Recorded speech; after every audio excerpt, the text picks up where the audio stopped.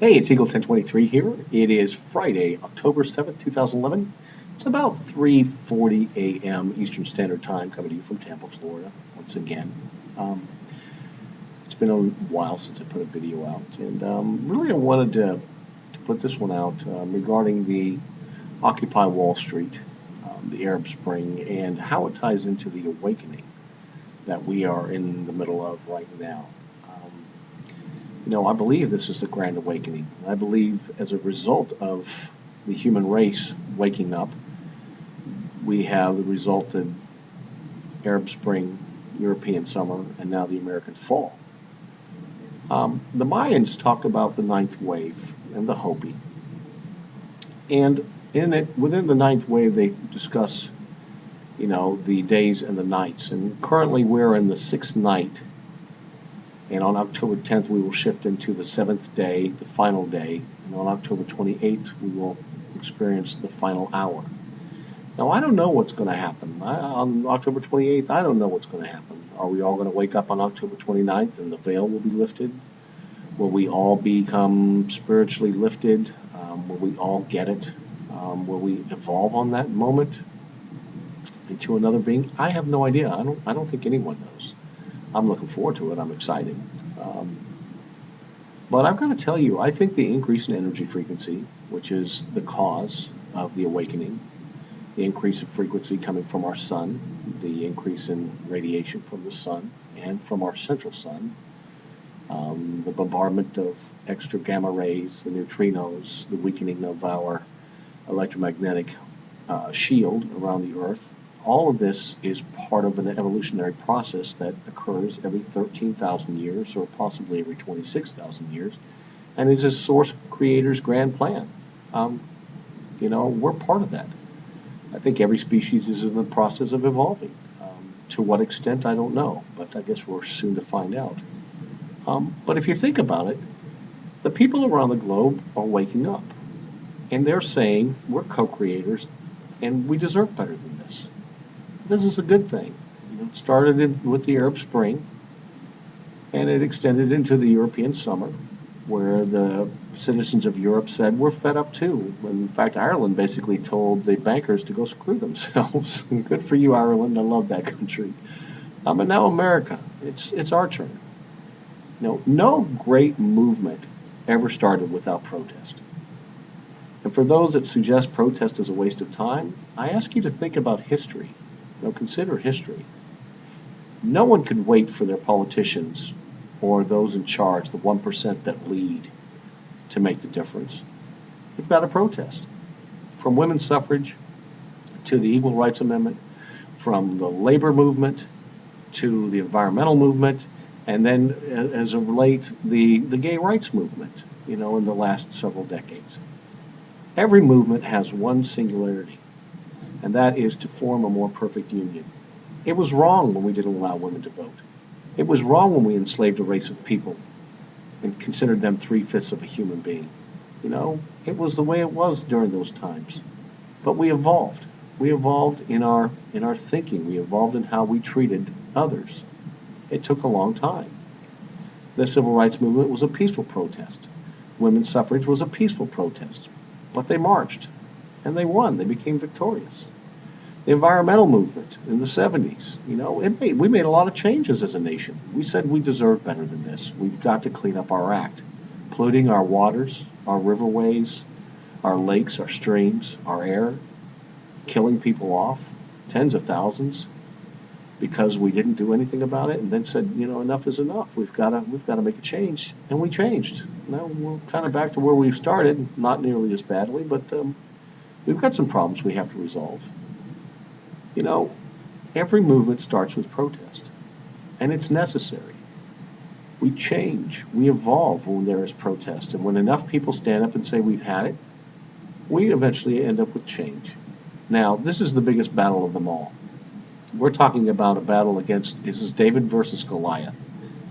And it's going to take a lot of Davids out there to make this shift, this paradigm shift in how we look at each other, how we treat each other, and how we're going to move forward. 1% controlling most of the wealth and the power Wasn't what God meant for us. Wasn't what Source Creator had planned. But he leaves it up to us with free will to make the change. And that's what's happening now. I support the 99%. I support the Occupy Wall Street movement and now the nationwide occupation movement. It's about time, And for the politicians out there, this is the best part of it all. You're about to see the largest broom in American history sweep the House of Representatives. You are all going to be one of the 99%. Well, you've got wealth and you've got power, but you're going to lose your job. You're going to be unemployed because the American people are fed up and they're about to sweep your ass out of office. There are going to be a lot of changes. Before all is said and done, throughout this awakening, there will be a lot of changes. A lot of changes. And it's time. Dylan Ratigan from MSNBC, he's a great man. He has a petition right now. It's called Get the Money Out. And I don't know if you've heard of it. You can Google it. Get the Money Out is what it's called. You can send me a message if you want to know something about it. But I urge you to sign it. There's 135,000 signatures thus far, probably more by now. I haven't checked in several hours. But we need 13.5 million signatures. We need the people to stand up and say, we don't need our politicians bought anymore. We need to do away with this. In the Citizens United case, which is really Citizens Disunited, 5 members of the Supreme Court said that money is speech. And basically said, hey, your elections, the power goes to the highest bidder. You can buy and sell politicians. And if you can come up with enough money and create enough negative ads, the people you select will be victorious. And they will do whatever you want because the 1% writes the legislation. They hand it to the prostitutes we call representatives. They present it on the floor of the House and the floor of the Senate, and they pass the legislation as their masters dictate. That's not a republic. That's not a republic. That's not democracy. That's an oligarchy. That's an oligarchy bought and paid for. And since when did the Fourth Estate decide to go AWOL? Our media is corporate owned. They're shills. They don't present news anymore. They don't present the facts. They present opinion and spin. And it's time that people leave in large droves, get out away from the mainstream media. Sarah Palin was right about that. At least one thing. It is the lamestream media. MSNBC is the only channel out there that has any balls. God bless you, MSNBC. Thanks for sticking up for the people. And for presenting the story without a biased opinion. Yeah, you lean left. But what you're reporting is the truth. So, it's up to us. The awakening's begun. It's up to us to do something about it. Support Dylan Ratigan's amendment. Support the Disclosure Petition at the whitehouse.gov. There's a disclosure from PRG. What is it? The Paranormal Research Group or Paradigm Research Group. Stephen Bassett's petition. Send me a message if you want to know more about it. But sign the petition. It's only 7,000 signatures. There are videos, UFO videos out there that people have 1 million, 8 million, 9 million hits on. Can't we get 8 million, 9 million people to sign it? Even if you don't believe. Just say to your government, hey, we want to know the truth. Release the information that the government has so we can be set free. It'll change the world. So, anyway, I support Occupy Wall Street and all the occupations. Occupy Tampa, Occupy Gainesville, Occupy Los Angeles, Chicago. Occupy the country. Stand up and speak up. Remember, no movement ever was successful without protest. And it takes protest sometimes to make change. We need change. We need to stand up for ourselves. We need to start treating people with dignity and respect and treating each other as equals. Not this caste system, not this class system. As equals. We're all co-creators. Let's step up and represent. We are the government. Oh, and one more thing, and the Fed. The Fed is no more federal government than the private banks that own them. And all those interest payments that go to those banks, if we had a real Fed, a Fed for the United States, we could put that interest money into an account that could run our government, could pay our salaries. We could end income taxes. We could end local taxes.